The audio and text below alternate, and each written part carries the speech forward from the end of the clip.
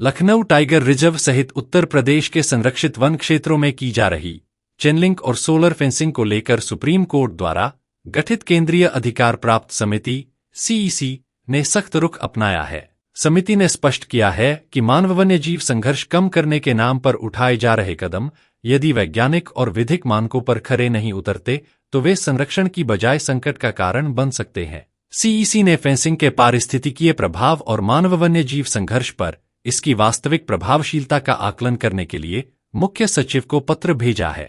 यह स्वतंत्र वैज्ञानिक अध्ययन भारतीय वन्यजीव संस्थान, देहरादून द्वारा कराया जाएगा। अध्ययन की रिपोर्ट 6 माह के भीतर सीईसी को सौंपी जाएगी। समिति ने माना है कि राज्य सरकार मानव वन्यजीव संघर्ष कम करने के लिए कदम उठा सकती है, लेकिन ऐसे सभी प्रयास अत्यधिक सावधानी, वैज्ञानिक आकलन और विधिक प्रावधानों के अनुरूप होने चाहिए। साथ ही यह भी सुनिश्चित किया जाए कि वन्यजीवों का प्राकृतिक आवास, पारिस्थितिकीय संपर्क और प्राकृतिक आवाजाही प्रभावित न हो। सीईसी के समक्ष आई शिकायत में आरोप लगाया गया है कि दुधवा और पीलीभीत टाइगर रिजर्व सहित कई संवेदनशील क्षेत्रों में बिना समुचित पारिस्थितिकीय अध्ययन के बड़े पैमाने पर फेंसिंग कराई जा रही है। इसे वन्यजीव संरक्षण अधिनियम 1972, जैव विविधता अधिनियम 2002 तथा राष्ट्रीय बाघ संरक्षण प्राधिकरण एनटीसीए के दिशा निर्देशों का उल्लंघन बताया गया है। शिकायत में यह भी कहा गया है कि 2 वित्तीय वर्षों में आपदा शमन निधि के नाम पर 100 करोड़ रुपए से अधिक की राशि खर्च की गई, जो मनमानी और संभावित वित्तीय अनियमितताओं की ओर संकेत करती है। उत्तर प्रदेश में वर्तमान में 4 टाइगर रिजर्व दुधवा, पीलीभीत, अमानगढ़ और रानीपुर हैं। राज्य में बाघों की संख्या 2014 में 117 से बढ़कर 2022 में 205 हो चुकी है। वहीं तराई क्षेत्र में मानव वन्यजीव संघर्ष की घटनाएं भी लगातार बढ़ रही हैं।